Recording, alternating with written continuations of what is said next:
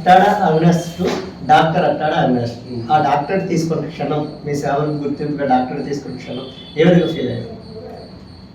ఏ విధంగా ఫీల్ అయ్యానంటే మొట్టమొదట తల్లిదండ్రులు, ఉపాధ్యాయులు, కుటుంబ సభ్యులు, తర్వాత నా ఎక్స్టెండెడ్ సర్వీస్ ఫ్యామిలీ, వీళ్ళందరి యొక్క ప్రోత్సాహం, వీళ్ళందరి యొక్క support day 1 to day end వరకు ఉండడం బట్టే అవినాష్ టు డాక్టర్ అట్టాడ అవినాష్ అయ్యాను. తప్పకుండా అది ప్రతి ఒక్కరికి కూడా పేరు పేరున మీ ద్వారా, ఈ ట్రూత్ న్యూస్ ద్వారా ధన్యవాదాలు తెలియజేస్తాను. అంటే మరొక విషయం సార్, ప్రజెంట్ అయితే సమాజంలో మోసాలు ఎక్కువగా పెరిగిపోయి ఎక్కడ చూసిన అవినీతి జరుగుతుంది. ఈ ట్రస్ట్ పేరుతో కానీ, హోమ్స్ పేరుతో కానీ చాలా వరకు కూడా లైంగిక వేధింపులు కూడా గురవుతూ ఉన్నారు. అటువంటి సంఘటనపై ఏ విధంగా చెప్తారు? జనరల్గా మీకు తెలియదు ఏముండదు, మాకంటే మీకే ఎక్కువ తెలుస్తుంది మీడియా పర్సన్స్గా. చెడు ఫాస్ట్గా స్ప్రెడ్ అయినంత విధంగా మంచి ఫాస్ట్గా స్ప్రెడ్ అవుతుంది. సో మీరు అడిగిన క్వశ్చన్లో నా ఆన్సర్ ఏంటంటే 100 హోములు ఉంటే 2-3 హోముల్లో సంఘటనలు జరుగుతుంది. సో ఆ 2-3 హోముల యొక్క చెడు స్ప్రెడ్ అవుతుంది తప్ప ఈ 97 హోముల యొక్క మంచి స్ప్రెడ్ అవ్వట్లేదు. నేనేమంటాను అంటే ఒక రెస్పాన్సిబుల్ పర్సన్గా, సొసైటీ పట్ల బాధ్యత ఉన్నటువంటి పర్సన్గా, ఒక ట్రూ ఇండియన్గా ఏమంటానంటే చెడును మనం స్ప్రెడ్ చేయడం తగ్గించాలి, మంచిని స్ప్రెడ్ చేయాలి అని చెప్తాను. ఎందుకంటే మన ఫ్యూచర్ జనరేషన్స్ అంటే భవిష్యత్ భావితరాలు అందరూ యూతే.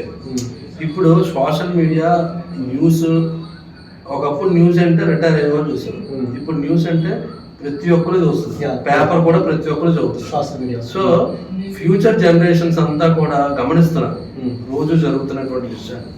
సో ఫ్యూచర్ జనరేషన్స్ బాగుండాలి, డెవలపింగ్ ఇండియాని చెప్పుకుందామా, డెవలప్డ్ ఇండియాగా చెప్పుకుందామా అనుకున్నాను. ఇప్పుడు డెవలప్డ్ ఇండియా అవ్వాలి అంటే ఫ్యూచర్ జనరేషన్ చూస్తున్నటువంటి న్యూస్లో కానీ వీటిల్లో కానీ మనం మంచిది స్ప్రెడ్ చేయాలి. వాళ్ళ నుంచి మార్పు వస్తేనే డెవలప్డ్ ఇండియా అవుతుంది. సో వాళ్ళని ఉద్దేశంలో తీసుకొని మనం ఎప్పుడూ కూడా మంచిది స్ప్రెడ్ చేయాలని నేనైతే అనుకుంటున్నాను. సో నేను చెప్తాను 2-3% ఉంది, 93% బెస్ట్ ఉంది.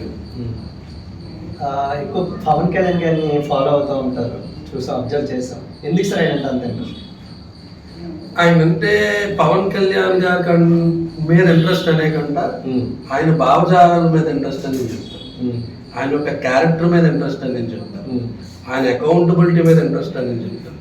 సో అక్కడ పవన్ కళ్యాణ్ అనేటువంటి ప్లేస్లో అదే క్యారెక్టర్, అదే వ్యక్తిత్వం, అదే అకౌంటబిలిటీ ఇంకో వ్యక్తికి ఉన్నా నేను తప్పకుండా ఇష్టపడతాను.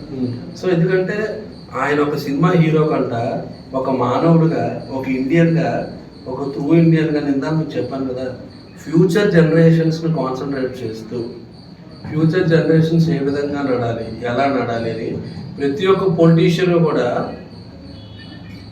వాళ్ళ పార్టీ ఏంటి, వాళ్ళ ఫ్యూచర్ ఏంటి, వాళ్ళు ఏంటి అనేటువంటి చూసేటువంటి ఈ ప్రజెంట్ సొసైటీలో ఆయన ఏంటంటే ఫ్యూచర్ ఏంటి, ఫ్యూచర్ జనరేషన్ ఏంటి, యూత్ ఏంటి, యూత్ ఎంపవర్మెంట్ ఏంటి అనేటువంటి ప్రతి పాయింట్ ఆలోచించేటువంటి ఆయన ఆలోచన, ఆయన భావాలు నాతో అంతవరకు నేను తీసుకోండి. ఆయనలో ఒక 10% భావాల్లో నాకు ఆయన కనెక్ట్ అయ్యిందని చెప్పి ఆయన మీద నాకు ఇంట్రెస్ట్. అంటే ఒకవైపు ఎన్సీఆర్సీ, ఒకవైపు మరొక వైపు ఈ లిటిల్ భరోసా అంటూ కూడా చాలా సోషల్ యాక్టివిటీస్ చేస్తున్నారు. అంటే పొలిటికల్ ఎంట్రీ ఉండబోతుందా అవినాష్ది? నేను పొలిటికల్ నుంచి దీనికి వచ్చానంట. నేను స్టూడెంట్ యూనియన్ ప్రెసిడెంట్గా చేశాను, జేఏసీ ప్రెసిడెంట్ అన్నీ చేశాను. కానీ నాకేమనిపించిందంటే అందులో నేను ఎదలేనేమో, అంటే నాకున్నటువంటి మైండ్ సెట్కి, నాకున్నటువంటి స్ట్రేచర్కి అందులో నేను ఉండగలనా లేదా అని నేను ఎథిక్స్కి వాల్యూ ఇస్తాను, నా మనస్సాక్షికి వాల్యూ ఇస్తాను, నా మనస్సాక్షికి నేను సమాధానం చెప్పుకోవాలి, అందులో ఉంటే నా మనస్సాక్షి నేను సమాధానం చెప్పగలనో లేదో అనేటువంటి ఆలోచన వచ్చింది. ఇందులోకి కన్ఫామ్గా వచ్చాను. కానీ సొసైటీని లార్జ్ స్కేల్లో మార్చాలి అంటే ఒక పొలిటీషియన్ వల్లే అవుతుంది. యాజ్ ఆఫ్ నో ఆలోచన లేదు.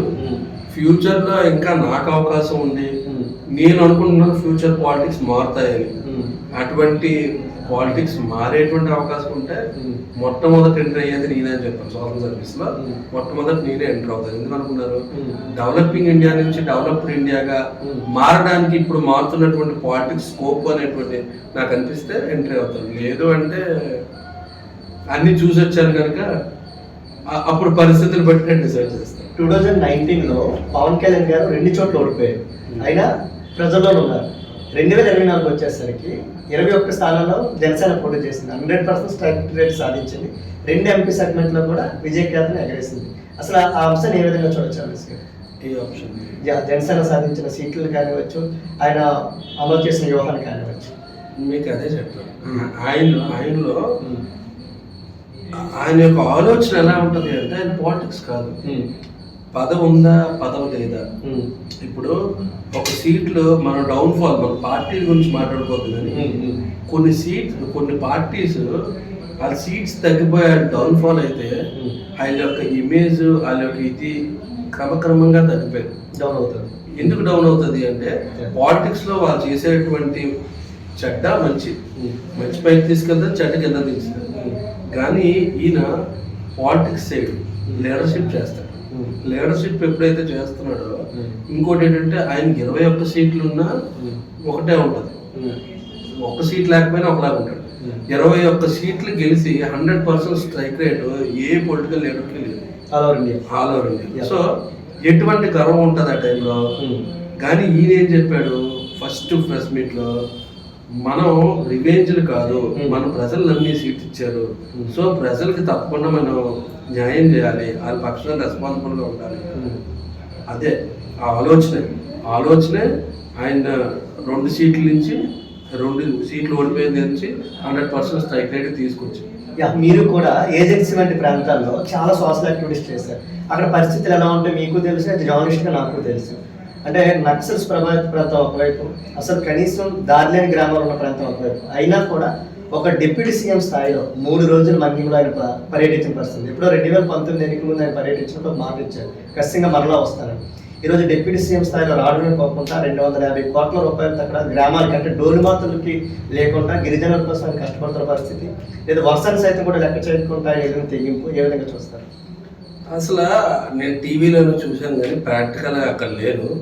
కానీ నాకు ఉన్నటువంటి ఎక్స్పీరియన్స్, కోవిడ్లో మేము కూడా అసలు ఒక చోట ఒకటి వెళ్ళడానికి లేనటువంటి సమయంలో మేము పర్మిషన్ తీసుకొని అక్కడ సుమారు ఒక 200-300 మందికి, ఒక్కొక్క గ్రామాలకి కూడా మేము ఈ ఒక 26 ఐటమ్స్తో కూడినటువంటి గ్రాసరీ కిట్స్ ఇద్దాం అనుకున్నాం. అప్పుడు అక్కడ విద్యాసాగర్ నాయుడు గారు ఎస్పీగా ఉండేవారు, అడిషనల్ ఎస్పీగా ఉండేవారు.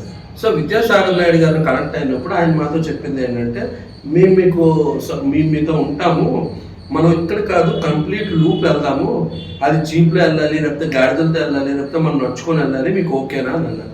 మేమేమన్నాము, సార్ మీకు ఆ స్కోప్ మాకు ఇస్తే 100% ఓకే, లేని దగ్గరికే వెళ్ళాలి కదా అని. సో నేను ట్రావెలింగ్లో మమ్మల్ని విద్యాసాగర్ నాయుడు గారు తీసుకెళ్ళేవారు. అది ఎంటైర్ మేము వెళ్ళినటువంటి కంప్లీట్ లూప్, ఎలాంటి లూప్ అంటే వెహికల్స్ వెళ్ళేటువంటి లూప్, ఫుల్ వర్షం. అటువంటి వర్షంలో మేము వెళ్ళే దారంతా కూడా పోలీసులే.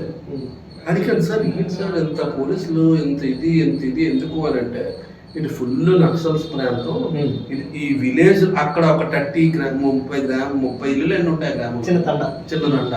సో ఇక్కడ ఇది నక్సల్స్ ప్రాంతం, అందుకే మేము వచ్చాము, అందుకే ఫుల్ ఫోర్స్ పెట్టామని. సో ఒక సామాన్య సోషల్ సర్వీస్ చేసేటువంటి మేము ఆ ప్రాంతానికి వెళ్తే అంత సెక్యూరిటీ, అంత కేర్ తీసుకున్నారు, అంత ఇది చేశారు, మేము వెళ్ళడానికి కష్టపడ్డాం. యంగ్ ఏజెస్ లో ఉండి మా ఇన్ని వీడియోస్ కూడా మీకు ఇస్తాను. అంటే మా జీప్, మేమేది జీప్ అక్కడ పోటీ జీప్లు వెళ్తాయంటే వర్షానికి జీపులు స్టక్ అయిపోయాయి, ముందుకు వెళ్ళలేము అటు వెళ్ళలేము, పక్కన పెద్దలు అటువంటి క్రమంలో మళ్ళీ ఆ పైనుంచి కింద నడుచుకొని వచ్చాం, ఆ జీప్ స్టక్ అయిపోతే. మరి అటువంటి ప్రాంతాలకి, అటువంటి లోతులకి ఈయన వెళ్ళారు అంటే, ఇంకా డిప్యూటీ సీఎం స్థాయిలో ఆయన వెళ్ళి అంటే డోలీల మీద తీసుకొచ్చి ఆ సీన్స్ కూడా మేము చూసాం, మేము గాడి మీద కూడా తీసుకెళ్ళాం సర్వీస్ చేసి. ఇప్పుడు ఏంటంటే వాళ్ళకు ఒక వేలు ఇవ్వడంతో పాటు పవన్ కళ్యాణ్ గారు చేసినటువంటి మంచి పని ఇంకోటి ఏంటంటే, మాలాంటి ట్రస్టులు చాలా సోషల్ సర్వీస్ చేయాలనుకుంటాయి. సో అక్కడికి వెళ్ళాలి అంటే మేము కూడా కష్టపడతాం, సర్వీస్ వాళ్ళు రాదు. ఇప్పుడు మా వెహికల్ వెళ్ళింది అనుకోండి, ఆటోమేటిక్గా అక్కడ మేము లైట్లు ఇవ్వడం, ఇప్పుడు లైట్లు లేని ప్రాంతాలు ఉన్నాయి, మేము సోలార్ లైట్లు ఇవ్వడానికి ఇప్పుడు మాకు ఒక 20 సోలార్ లైట్లు మీకు తెప్పించుకొని ప్రాబ్లం ఉండదు. పోనీ వర్క్ అంటారా, ఒక హాఫ్ డే ఇల్లు వచ్చేస్తాం, ఇల్లు ఇచ్చేస్తాం. Yeah. కానీ ఇక్కడ నుంచి మనం వెళ్ళడానికి 3 hours పడితే అక్కడ నుంచి పై కొండమేకి ఎక్కడానికి 3 hours పడుతుంది, దిగడానికి 3 hours పడుతుంది.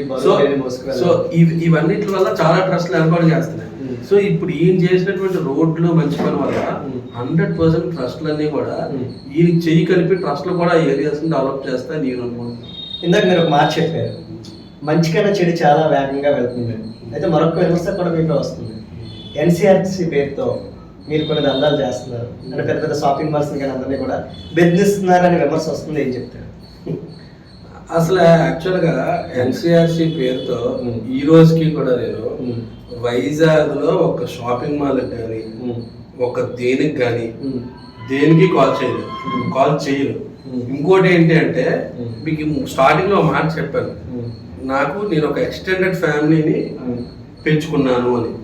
ఎన్సీఆర్సీ కానీ భరోసా కానీ లిటిలక్స్ కానీ వేరే ఏదో కానీ నేను వాడను, అవినాష్ గానే వాడతాను, అవినాష్ గానే చేస్తాను. ఇప్పుడు ట్రూత్ న్యూస్ ఉందనుకోండి, నేను కిట్టు గారికి ఎన్సీఆర్సీ నుంచో లేకపోతే భరోసా నుంచో చేయను, బ్రదర్ ఏంటి బ్రదర్ అని చేస్తాను. అక్కడ relation between Kittu and Avinash నేనంటాను. సో అలాగా నా ఎక్స్టెండెడ్ ఫ్యామిలీ రిలేషన్ నే వాడతాను తప్ప ఎన్సీఆర్సీని కానీ భరోసాని కానీ ఇట్లా దేనికి వాడను. ఎందుకు అంటే అవి నాకు ఒక బాధ్యతను ఇచ్చాయి, ఆ బాధ్యత వరకే దాన్ని చూస్తాను. ఎందుకంటే నాకున్నటువంటి పిఆర్ బట్టి అవినాష్ గా నాకు ఈ ఫోన్ ఉంటే నేను ఏదైనా చేయగలను గర్వంగా చెప్తాను. సో ఆ విమర్శలు అనేవి ఆటోమేటిక్ గా అదే మాటకి ఇంకోటి కూడా చెప్తారు, మంచి చేసిన వాడి మీద ఎప్పుడు విమర్శలే వస్తాయి, నిజంగా దందాలు చేసిన వాళ్ళ మీద ఏం రావు, మంచి చేసిన వాళ్ళ మీద ఆటోమేటిక్ గా వస్తాయి. మీ క్వశ్చన్ లోనే ఆన్సర్ ఉంటుంది. అంటే మీరు అన్నట్టు పళ్ళున్న చెట్టుకి రాలదెబ్బలు అన్నట్టు అనుకోవచ్చా? అవునంతే సార్. అంటే ఇటువంటి సంస్థలు చాలా వస్తున్నాయి కదా సార్, జనాలకి అసలు నిజమైన సంస్థ ఏంటి ఒరిజినల్ ఏంటో తెలుసుకునే పరిస్థితి, ఫేక్ ఏంటంటే కార్ల మీద వేసుకుంటున్నారు, లేదంటే ఒక నకిలీ ఐడి కార్డు పట్టుకొని తిరుగుతున్నారు, చాలా సంఘటనలు కూడా ఎదురయ్యాయి. దాన్ని అసలు ఎట్లా అవేర్నెస్ క్రియేట్ చేయాలి, అసలు నిజమేంటి, నిజమైన సంస్థ ఏ విధంగా ఉంటుంది, ఈ ఫేక్ సంస్థలు ఏ విధంగా ఉంటాయి? అంటే ఇందులో నిజం ఫేక్ అనే కంట రిజిస్టర్ చేసుకునేటువంటి ఏ సంస్థకైనా ఈక్వల్ రైట్స్ ఉంటాయి. అది సొసైటీ రిజిస్ట్రా, ట్రస్ట్ రిజిస్ట్రా, డెలివరీ రిజిస్ట్రా ఏంటి అనేటువంటి రిజిస్టర్డ్ వైన్ ఉంటుంది. కానీ ఆ ట్రస్ట్ మానిటరింగ్ లైన్ ఏదైతే ఉందో, ఆ ట్రస్ట్ రన్ చేసేటువంటి వ్యక్తి ఎవరైతే ఉన్నారో, ఆర్గనైజేషన్ రన్ చేసేటువంటి వ్యక్తి ఎవరైతే ఉన్నారో, ఆ వ్యక్తి యొక్క క్యారెక్టర్ మీద డిపెండ్ అయి ఉంటుంది. క్యారెక్టర్ అని కానీ ఆ వ్యక్తి యొక్క విధి విధానాల మీద డిపెండ్ అయి ఉంటుంది. మనం సింపుల్ గా చెప్పాలంటే ఒక దానికి అలవాటు అయినవాడు దాని మీద అలా ముందుకు పోతా ఉంటాడు.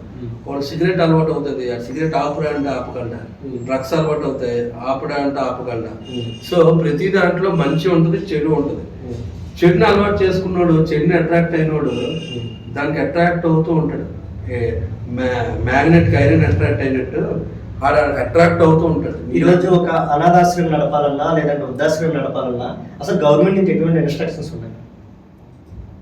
గవర్నమెంట్ నుంచి ఎటువంటి ఇన్స్ట్రక్షన్స్ అంటే ఇన్స్ట్రక్షన్స్ కాదు, కొన్ని set of rules and regulations ఉంటాయి. Set of rules and regulations ఏంటి అంటే అసలు వాళ్ళు ఎక్కడి నుంచి వచ్చారు ఉన్నవారు, ఆ డాక్యుమెంటేషన్ అది క్లియర్ డాక్యుమెంటేషన్ ఉండాలి. అలాగే అది కాకుండా మన ఆశ్రమం రన్ చేస్తున్నాం కాబట్టి మనది రిజిస్టర్డా కాదా, వాళ్ళకి అన్ని విధాలైనటువంటి సౌకర్యాలు ఉన్నాయా లేవా, వాట్ ఈస్ వాట్, ఆ సెట్ ఆఫ్ రూల్స్ అన్నిటికీ కూడా లోబడి ఆశ్రమం ఉందా లేదా అనేది చూస్తారు. ఇప్పుడు అన్నీ ఉండాలి, చాలా అన్ని ఆశ్రమాలు కొన్ని అయితే అన్నీ ఉండి మెయింటైన్ చేయాలి అంటే కొంచెం కష్టం కాబట్టి కొంతమంది అన్నీ మెయింటైన్ చేస్తారు, కొంతమంది అన్నీ మెయింటైన్ చేయరు. సో ఇప్పుడు నేను ఎన్సీఆర్సీలోని ఇట్లోని అనుకున్నాను, ఇది ఒక లీగల్కి సంబంధించినటువంటి ఇదే కాబట్టి కనుక నేను లీగల్గా నేనే ఇది అవ్వకూడదు కాబట్టి నా ఆశ్రమం A to Z అంతా కూడా రూల్స్ అండ్ రెగ్యులేషన్స్ పరంగా A to Z pin to pin అన్నీ కూడా ఇది చేసే పెట్టాను. మీరు ఏజ్డ్ అనుకోండి, జీవితంలో అన్నీ చూసేశారు కాబట్టి ట్రస్ట్కి ఇంకా ఆ ఏజ్లో ఏదో ట్రస్ట్ పెట్టుకొని చేస్తున్నారు అనుకోవచ్చు. చాలా ఇంకా ఎంగేజ్ అంటే 3-10 వయసు కూడా దాని ఈ వయసులో ఒక ట్రస్ట్ పెట్టి లేదంటే ఒక హోమ్ పెట్టి 30-20 నుంచి 30 మంది పిల్లలకి అన్నీ మీరే చూస్తున్నారు. మరి మీ ఇంట్లో సపోర్ట్ ఏ విధంగా ఉంటుంది ఈ విషయంలో? మీకు ఇంట్లో మొదటి నుంచి ఒకటే, ఇంట్లో తెలియదే ఉంది. మదర్స్ ఎప్పుడు కూడా చిన్నపిల్లలుగానే చూస్తారు మనం ఎంతైనా. ఫాదర్స్ డిఫరెంట్గా ఉంటారు. మా ఫాదర్ వైపు వస్తే నీకు ఏది రైట్ అనిపిస్తే చెయ్యు, రాంగ్ ఏది రైట్ అనిపిస్తే చెయ్యు, ఎప్పుడు కూడా సొసైటీలో మాట్లాడకు, మాకు మాట్లాడకు, అది లేకుండా నువ్వు ఏం చేసినా ఫుల్ ఫ్లెక్సిబుల్గా మా సపోర్ట్ ఉంటుంది అనేది దీనిగానే ఉంటారు. మా బ్రదర్ ఫుల్ బ్యాక్ బోను. ఇంకా మ్యారేజ్ అయిన తర్వాత మా వైఫ్ అంటారా తను కూడా సపోర్ట్. ఫ్యామిలీ నుంచి అయితే సపోర్ట్ ఉంది. You are not a normal person. చాలా మేము చెక్ చేస్తే చాలా హై లెవెల్లో చదువుకున్న వ్యక్తి మీరు. మంచి కమ్యూనికేషన్ స్కిల్స్ ఉన్నాయి. మీరు కావాలనుకుంటే నెలకి లక్షల్లో జీతం చేసి సాఫ్ట్వేర్ ఇండస్ట్రీలో ఎక్కడ కూడా సెట్ అవ్వచ్చు. కానీ ఇవన్నీ కాదని ఈ రంగంలోకి ఎందుకు వచ్చేస్తుంది? ఇంకా అదే కదా చెప్పాను నేను ముందే, స్టూడెంట్ యూనియన్ లీడర్గా అట్లుగా చేసి సొసైటీకి ఏదో చేయాలనుకున్నాను. ఫస్ట్ ఆర్మీకి, ఇండియన్ నేవీకి వెళ్ళాలని నా గోల్. నేను నా 10th పుట్టాను, కానీ మా మదర్ పంపలేదు. సో నేను వెళ్ళలేకపోయాను. సో ఇంకా సొసైటీకి ఏదో చేయాలనుకున్నాను. నేను స్టూడెంట్ యూనియన్లో ఉన్నప్పుడు, నేను చదువుతున్నప్పుడు ఇంటర్లో ఒక బంద్ అని చెప్పి మాకు బంద్ ఇవ్వకపోతే ఒక స్టూడెంట్ లీడర్ కాల్ చేశాను. ఆ స్టూడెంట్ లీడర్ వచ్చాడు. వచ్చిన తర్వాత ఆ స్టూడెంట్ లీడర్ కనెక్ట్ అయ్యాము. అలాగే స్టూడెంట్ యూనియన్లోకి వెళ్ళాను. వెళ్ళిన తర్వాత అందులో అప్ అండ్ డౌన్స్ అన్నీ చూస్తాను. టాప్ లెవెల్ వరకు వెళ్ళాను. ఇంకా నాకు సెట్ అవ్వదు అని అనిపించింది. సో నాకు ఇంకా సొసైటీకి ఏదో చేయాలి. ఏ విధంగా చేయాలి అంటే సర్వీస్ ద్వారా చేయాలి, సోషల్ సర్వీస్ ద్వారా అని ఒక చిన్నగా మొదలెట్టాను. అది నాకు తెలియకుండా అది హాబీ అయిపోయి వేతనం కాస్త వృక్షం అయ్యింది. సార్, సోషల్ సర్వీస్ చాలా ఎక్కువ చేస్తూ ఉంటారు కదా. ప్రస్తుతం ఉన్న సమాజంలో సోషల్ మీడియా ఇంపాక్ట్ అనేది పిల్లలకు ఎక్కువగా పడతా ఉంది. ఎక్కువగా దానికి టీనేజ్ పిల్లలు అట్రాక్ట్ అవుతూ ఉన్నారు. ఇన్స్టాగ్రామ్స్ కానివ్వచ్చు, అంటే ఫేస్బుక్స్ కానివ్వచ్చు. దీనికి సంబంధించి తల్లిదండ్రులకి అసలు ఏం చెప్తారు సార్? అంటే తల్లిదండ్రులు ఎటువంటి కేర్ తీసుకున్నటువంటి పిల్లలపై? తల్లిదండ్రులు ఎటువంటి కేర్ తీసుకోవాలి ఎటువంటి పిల్లలపై అంటే అది స్టార్టింగ్ నుంచి రావాలండి. స్టార్టింగ్ నుంచి పుట్టిన దగ్గర నుంచి, లేదంటే ఒక 2-3 years నుంచి రావాలి. ఇప్పుడు స్టార్టింగ్ వాళ్ళు ఫుడ్ తినకపోతే సెల్ ఇచ్చి ఇటువంటివన్నీ చేసినప్పుడు వాళ్ళ సెల్లని అన్వయంగా పేరెంట్స్ వాళ్ళకి అలవాటు చేశారు. అలవాటు చేసింది మళ్ళీ ఇప్పుడు నో అంటే మనం ఏం చేయలేం. కానీ కాకపోతే దీనికి ఒకటే స్కోప్ ఉంది. కొన్ని యాప్స్ ఉన్నాయి. ఆ యాప్స్లో ఏంటంటే అన్వాంటెడ్ యాప్స్ని కానీ వీటిని కానీ డౌన్లోడ్ చేయకుండా ప్లే స్టోర్ని మనం లాక్ చేసుకోవచ్చు. సో ఏవేవి కావాలో, ఏవేవి ఇంపార్టెంటో అవి మాత్రమే ప్లే స్టోర్లో పిల్లలు డౌన్లోడ్ చేసుకున్నట్టు. అలాగే గూగుల్ క్రోమ్లో కూడా ఏవేవి వెబ్సైట్స్ ఓపెన్ అవ్వాలి, ఏవేవి వెబ్సైట్స్ ఓపెన్ అవ్వకూడదు అనేటువంటి ఒక సెట్ని వాళ్ళు చేసి పిల్లలకి ఇచ్చారనుకోండి. సో గుడ్ కాజ్ మీద అయితేనే ఓపెన్ అవుతాయి, లేకపోతే ఓపెన్ అవ్వవు. సో ఇప్పుడు ఇన్స్టాగ్రామ్ని, ఫేస్బుక్ని, యూట్యూబ్ని మీరు అన్నట్టు మనం ఆపలేము. ఇప్పుడు మీరు పెట్టింది మన రాజ్యాంగం కల్పించిన స్వేచ్ఛ. మీరు పెట్టింది నేను కాదనలేదు, నేను పెట్టింది మీరు కాదనలేదు. సో మరి దాన్ని మనం ఆపలేం. కానీ కనీసం ఈ గూగుల్ క్రోమ్ని, ప్లే స్టోర్ని వీటినైనా ఆపి నేను అంటాను బుక్స్ని అలవాటు చేయమంటాను. ముఖ్యంగా పిల్లలకి బుక్స్ని అలవాటు చేయమంటాను. బుక్స్ బెస్ట్ ఫ్రెండ్స్ ఎవరికైనా ఉంటే బుక్స్ అని నేను అంటాను. నాకు కూడా బుక్సే బెస్ట్ ఫ్రెండ్స్. సో బుక్స్ని అలవాటు చేస్తే కన్ఫామ్గా ఏదో ఒక వేలో, ఎక్కడో ఒక దీంట్లో ఆ బుక్ నాలెడ్జ్ ఉపయోగపడుతుంది. ఇప్పుడు ఇది ఏదో బుక్ నాకు తెలీదు, నేను ట్రైన్లో ట్రావెల్ చేసుకుని చదువుకుంటున్నాను. ఆ బుక్లో సారాంశం ఏంటి అని అంటే అసలు మనం మెట్రో ట్రైన్ ఎక్కితే మెట్రో ట్రైన్ రూల్స్ ఏంటి, రెగ్యులేషన్స్ ఏంటి అని. ఇది వైజాగ్ టు హైదరాబాద్ ట్రావెల్ చేసాను, మా బుక్ చదివాను. మెట్రో ట్రైన్లో నాకు ఏదో సంఘటన జరిగింది. సో నా బుక్ నాలెడ్జ్ నాకు అక్కడ పనిచేస్తుంది. నేను అంటాను ప్రతి బుక్ అవసరమే, అది ఎప్పుడు అవసరం అవుతుందో మనకు తెలియదు. So book knowledge best. కాబట్టి ప్రతి ఒక్క తల్లిదండ్రులకి నేను చెప్పేది ఏంటంటే మీ పిల్లలకి బుక్స్ని బెస్ట్ ఫ్రెండ్స్ చేయండి అంటారు. సరే, లిటిల్ హార్ట్స్ భరోసాలో ప్రస్తుతం 20 నుంచి 30 మంది కిడ్స్ అయితే ఉన్నారు, బీబీల్లో ఉంది. సో ఇది ఇంకా మీరు దీన్ని విస్తరించే ఆలోచన ఏమైనా ఉందా? ఇంకా మిగతా జిల్లాలో ఎక్కడైనా పిల్లలు ఉంటే వాళ్ళు జాయిన్ చేసుకున్న స్కోప్ ఏమైనా ఉంది సార్? యాక్చువల్గా నేను మీకు ఏదైతే చెప్పానో గవర్నమెంట్ నార్మ్స్ ప్రకారంగా మనదంతా నడుస్తుందని. మన 21 members ఉన్నారు. మనకున్నటువంటి వాష్రూమ్స్ కానీ, మనకున్నటువంటి రూమ్స్ కానీ వాటికే సఫిషియంట్. జనరల్గా మీరు అడగచ్చు చిన్న చిన్న ఉండి 30-40 members కూడా ఉన్నాయి కదా. బట్ నేనేమంటానంటే as well living under the land of law, మనం కన్ఫామ్గా లాకి ఒబే అయ్యే ఉండాలి. సో లా నాకు ఇచ్చినటువంటి సెట్ ఆఫ్ రూల్స్ ప్రకారంగా, ఆ సెట్ ఆఫ్ రూల్స్ ప్రకారంగా చేసుకుపోతా ఉన్నాను. మరొకటి ఇంకోటి ఏమంటానంటే నేను 50 మందిని పెట్టుకొని వాళ్ళకి సగం సగం చూసే కంట 20 మందిని పెట్టుకొని ఇది బెస్ట్ ఇవ్వడం బెస్ట్ అని నాకు అనిపించి సో ఇప్పుడు నేను 21 మందికి as of no effort. So confirm గా మీరు అన్నారు కదా రిటైర్మెంట్ ఏజ్ వస్తుంది, అందరికి 60 అవ్వచ్చు, నాకు సర్టెన్ ఏజ్ లో నేను రిటైర్మెంట్ తీసుకుంటాను 40 45. సో అప్పుడు నేను రిటైర్మెంట్ తీసుకున్నప్పుడు 100% ఆ టైంలో ఫుల్ ఫ్లెడ్జ్డ్ గా దాని మీద ఉంటాను కాబట్టి అప్పుడు పెంచుతాను, స్ట్రెంత్ పెంచుతాను. ఈ మధ్యలో ఎవరైనా అవసరం ఇంకా ఫుల్గా ఇదంటే కన్ఫామ్ గా లేదు అనేటువంటి పరిస్థితులు అయితే తీసుకుంటాను. సార్ ఇప్పుడు అంటే మీరు నేను అబ్జర్వ్ చేశాను మన హోమ్లో మీరు ఫుడ్ ఇవ్వద్దని చెప్తారు ఎవరికి కూడా, ఫుడ్ అలౌ చేయొద్దు అసలు అంటారు. ఏంటి సార్ కారణం?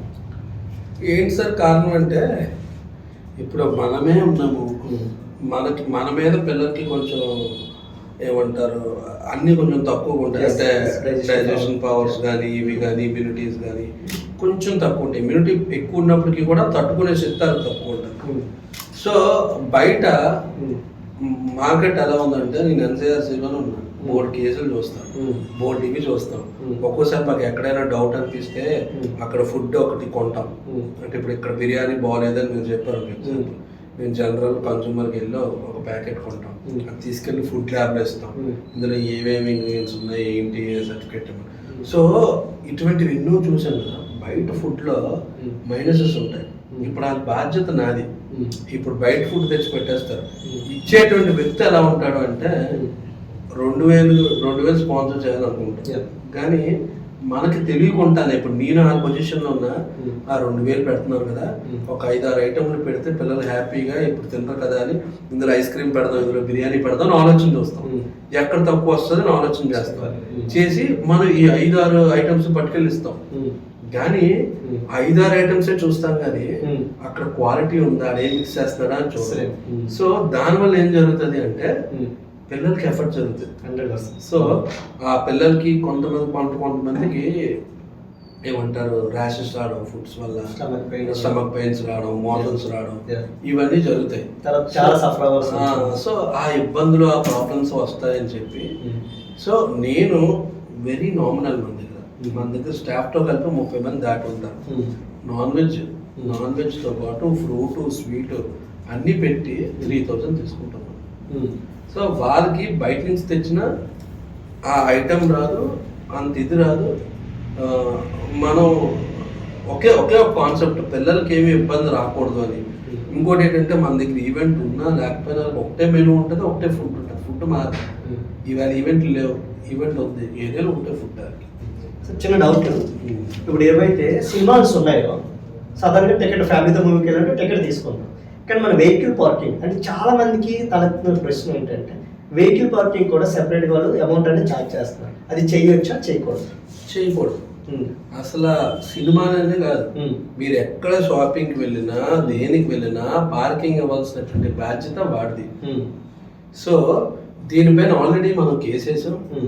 దీని మీద కోర్టులో కూడా వేయడం జరిగింది, కోర్టు జడ్జిమెంట్ ఇవ్వడం జరిగింది, ఫైన్ అనేది జరిగింది. ఈ రోజు మీరు ఏ సినిమా హాల్కి వెళ్ళి చూసినా ఎక్కడా కూడా పార్కింగ్ ఛార్జ్ అనేది ఉండదు. మెయింటెనెన్స్ ఛార్జెస్ కొత్తగా పెట్టాడు. Maintenance court already parking charge చేసుకోకూడదు అని చెప్పి ఇచ్చిన తర్వాత వీళ్ళు మెయింటెనెన్స్ ఛార్జెస్ అని మార్చిపెట్టారు. సో మళ్ళీ ఎవరైనా ఇప్పుడు ఒకే ఒక్క మైనస్ ఏంటంటే ఇప్పుడు పోలీసు వాళ్ళు ఉన్నారు, వాళ్ళకి సుమోటోగా కేసులు కట్టచ్చు. ఇప్పుడు సివిల్ అండ్ క్రిమినల్ కోర్ట్స్ ఉన్నాయి అనుకోండి, వాళ్ళు సుమోటోగా కేసులు కట్టచ్చు. కానీ ఈ కన్జ్యూమర్ దానికి ఎవరైనా ఒక కన్జ్యూమర్ వచ్చి కేసు వేయాలి, ఆ కన్జ్యూమర్ కోర్టుకి సుమోటోగా కేసులు తీసుకునేటువంటి ఇది లేదు, వెసులుబాటు లేదు. అంటే మరొక క్వశ్చన్ సార్, ఇక్కడ ఏమవుతుందంటే కన్జ్యూమర్ కోర్టులో కేసు వేయాలంటే చాలా డబ్బులు ఖర్చు అవుతాయి, లేదంటే అటువైపు నుంచి బెదిరింపులు వస్తాయని భయంతో ఉండిపోయారు కదా. మరి ఎన్సీఆర్సీ నుంచి ఒకవేళ ఎవరైనా కన్జ్యూమర్ వచ్చి మాకు అన్యాయం జరిగిందని మమ్మల్ని సంప్రదిస్తే మీరు వారికి ఏ విధంగా అండబోతారు, ఎటువంటి భరోసా ఇస్తారు? అసలు ఫస్ట్ ఆఫ్ ఆల్ కన్జ్యూమర్ కోర్టులో మనీ ఇవ్వక్కర్లేదు. చాలా మంది తెలియని విషయం ఏంటంటే కన్జ్యూమర్ కోర్టుకి లాయర్ కూడా అవసరం లేదు. ఏ వ్యక్తి అయినా తను వ్యక్తికి వచ్చినటువంటి లాంగ్వేజ్, తెలుగు అవని, ఇంగ్లీష్ అవని, హిందీ అవని, ఒక తెల్ల పేపర్, పోనీ బుక్ ఉంది, ఈ పేపర్ మీద అయినా నాకు ఇలాగ అన్యాయం జరిగింది, నాకు ఇది జరిగింది అని చెప్పి కోర్టులో వేసేచ్చా పేపర్. లేదు అంటే కన్జ్యూమర్ కోర్టులో ఒక హెల్ప్ డెస్క్ అని ఉంటుంది. ఆ హెల్ప్ డెస్క్కి వెళ్తే మీకు ఏం జరిగిందో చెప్తే వాళ్ళే కంప్లైంట్ రాసి మీ చేత సంతకం తీసుకొని కంప్లైంట్ రిజిస్టర్ చేస్తారు. చాలా మందికి తెలియని విషయం ఇది. ఇందాక మీకు ఆల్రెడీ చెప్పారు మీరు అడిగిన క్వశ్చన్కి. MNCs తో కన్జ్యూమర్స్ ఫైట్ చేసినప్పుడు భయపడతారు, మల్టీనేషనల్. సో మేమంటాము వాళ్ళకి మీకు వారధిగా మేము ఉంటాం, మీకు సోల్జర్గా మేము ఉంటాం. సో ఇందులో ఇంకోటి ఏముందంటే కన్జ్యూమర్ చట్టంలో ఆన్ బిహాఫ్ ఆఫ్ కన్జ్యూమర్ తరపున కన్జ్యూమర్ ఫ్యామిలీ మెంబర్స్ కానీ, కన్జ్యూమర్ రిలేటెడ్ ఆర్గనైజేషన్స్ కానీ, కన్జ్యూమర్ అవేర్నెస్ కోసం పనిచేసేటువంటి ప్రతి ఒక్క వ్యక్తి, ఏ వ్యక్తికైనా కన్జ్యూమర్ తరపున ఫైట్ చేసేటువంటి వెసులుబాటు. సో మేమేమంటామంటే మీరు MNCsతో ఫైట్ చేయడానికి భయపడితే కానీ మీకు అన్యాయం జరిగింది, న్యాయం జరగాలి అనుకుంటే NCRC డోర్స్ ఎప్పుడూ తెరిసే ఉంటాయి. మీరు రండి, మీ తరపున మేము ఫైట్ చేస్తాం, మీ తరపున మేము నిలబడతాం, మీ హక్కులు మేము కాపాడతాం. మన ఏదైతే రిఫ్లెక్స్ భరోసా ఉందో, ఎవరైనా డోనర్స్ కానీ ఎవరైనా స్పాన్సర్స్ కానీ ముందుకు వచ్చి డొనేషన్స్ ఇస్తామంటే తీసుకుంటున్నారా? తీసుకుంటాం. దానికి అకౌంట్ నెంబర్ ఏమైనా ఉందా? అకౌంట్ నెంబర్ ఉంది. మ్యాక్సిమం మేము ఐటమ్స్ అయితే తెచ్చామని చెప్తాం, ట్రాన్స్పరెన్సీ కోసం. వాళ్ళ అకౌంట్ కేసులో ఓకే, అదంతా ట్రస్ట్ అకౌంటే, పర్సనల్ అకౌంట్స్ ఏమి ఉండవు, ట్రస్ట్ అకౌంట్ గా వేస్తారు. అలాగే అక్కడ నీడ్స్ ఏమన్నా సార్ మీరు చెప్పింది ఏంటంటే ఇంకా రెంట్ బిల్డింగ్ లో ఉన్నాయని చెప్తున్నారు, మేము కూడా చూడడం జరిగింది. ఇంకా బేసిక్ నీడ్స్, మేజర్ నీడ్స్ ఏమన్నా వేస్తున్నారు ఆ ట్రస్ట్ మీ భరోసాకి? మా భరోసాకి మేజర్ నీడ్స్ ఏముందంటే ఏమంటారు అది నిత్య అవసరాలు ఉంటాయండి భరోసాకి. ఎందుకంటే మన ఇంట్లో ఒక పిల్లాడు ఉంటాడు, సంవత్సరంలో ఎన్ని స్కూల్ బ్యాగులు కొంటాం అనేది పేరెంట్స్ తెలుసు, పక్కలేదు. షూస్ ఎన్ని కొంటాం అనేది అది తెలుసు, వైట్ షూలు ఎన్ని కొంటాం, బ్లాక్ షూలు ఎన్ని కొంటాం అనేది అది తెలుసు. సో మనం ఒక బాల్ బ్యాట్ కొంటాం, పిల్లలు ఎన్ని రోజులు వాడతారో అది తెలుసు. సో ఇక్కడ 21 మంది పిల్లలు, ఆ చుట్టుపక్కల ఉన్న 5-6 పిల్లలు కూడా మన దగ్గరికి, మన ఆశ్రమం వాళ్ళు కాదు కానీ అక్కడున్న పిల్లలు వాడుకోవడానికి గట్టి వస్తూ ఉంటారు. సో 26-27 మంది పిల్లలు కి ఒక 4 సెట్ ఆఫ్ బాల్స్ బ్యాట్స్ ఇచ్చామనుకోండి, 26 మైండ్ సెట్స్ అక్కడ ఆడుతున్నాయి. ఒక మైండ్ సెట్ ఎలా ఆడుతుంది, ఒక మైండ్ సెట్ గట్టిగా కొడుతుంది, ఒక మైండ్ సెట్ ఎలా అంటుంది. సో వాళ్ళ దగ్గర పోతూనే ఉంటాయి ఇచ్చిన ఐటమ్స్. సో మళ్ళీ అలా మేము అప్గ్రేడ్ చేసుకుంటూనే వస్తాం. సో మేమేమంటామంటే ఫస్ట్ ఆఫ్ ఆల్ అన్నిటికంటే వాళ్ళకి బేసిక్ నేను ఎప్పుడూ కూడా క్వాలిటీ ఫుడ్ ఇవ్వాలని చూస్తాను, ఎడ్యుకేషన్ క్వాలిటీ ఇవ్వాలని చూస్తాను. ఎందుకంటే మేము చూసే 20 మంది పిల్లలు కూడా ప్రైవేట్ స్కూల్స్ లో చదివారు. సో యాజ్ ఆఫ్ నో ఏంటంటే ఆ బుక్స్ కి నీడ్ ఉందండి. ఎవరైనా ఇవ్వాలి అంటే మనకే కాకుండా నేను డైరెక్ట్ గా ఏ స్కూల్లో చదువుతున్నారో చెప్తాము, ఆ స్కూల్కి వెళ్ళి ఆ స్కూల్లో పే చేసి రిసిప్ట్ కూడా ఇస్తే తీసుకోవచ్చు. సో బుక్స్కి ఉంది నీడ్ ఉందండి యాజ్ ఆఫ్ నో, ఆ బుక్స్కి నీడ్ ఉంది. ఇంకోటి ఏంటంటే ఎవరైనా గ్రాసరీస్ ఇచ్చారనుకోండి, అవి 1 month 2 months కంటిన్యూస్ ప్రాసెస్లో అవి పనిచేస్తాయి. కొన్ని లక్షలు ఖర్చు అవుతుంది సార్ 1 month కి ఇదంతా మెయింటైన్ చేయాలంటే పిల్లలు కూడా ఇంత ఓన్గా పెట్టుకుంటున్నారా? అచ్చా ఓన్గా కాదు, ఫ్రెండ్స్ ఫ్యామిలీ అందరి సపోర్ట్, ఈవెంట్స్ ఏవో జరుగుతూ ఉంటాయి కదా ఈవెంట్స్, ఫ్రెండ్స్ సపోర్ట్ గట్టిగా ఫ్రెండ్స్ ఫ్యామిలీ సపోర్ట్.